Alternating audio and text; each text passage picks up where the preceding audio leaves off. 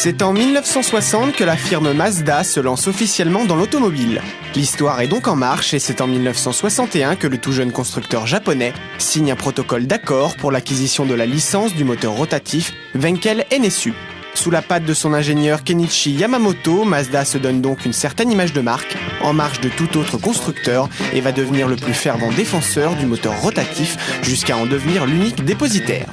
Il faut néanmoins attendre le 30 mai 67 pour découvrir la première Mazda équipée d'un moteur à piston rotatif. L'original coupé Cosmo 110 Sport vient de voir le jour.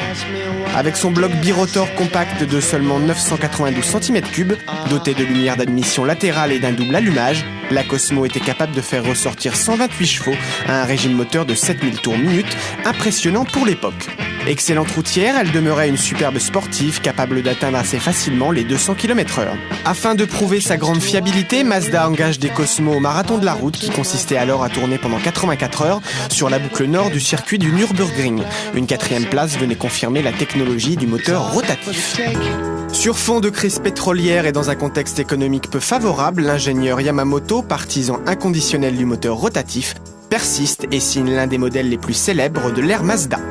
Dès son lancement en 1979, la RX-7 est un succès.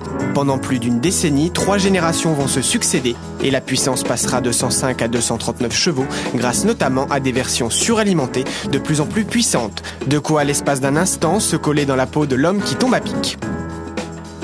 Ce fameux coupé sportif 2+2 bénéficiait par ailleurs dans cette 3e et dernière génération d'un raffinement supplémentaire, à savoir les 4 roues directrices.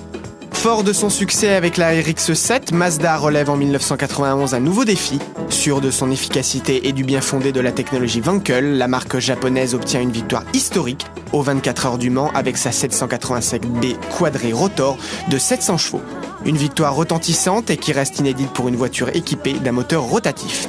Peut-être moins exclusive et moins sportive que son illustre aînée la RX-7, la RX-8 voit le jour à la fin de l'année 2003 et bénéficie de la dernière évolution du moteur rotatif, dénommé Renesis.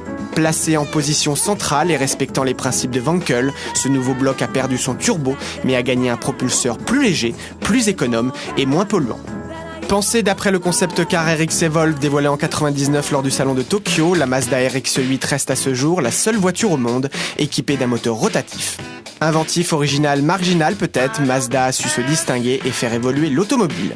C'est ainsi qu'en 2005, toujours au salon de Tokyo, la marque Nippon présenta son projet Senku.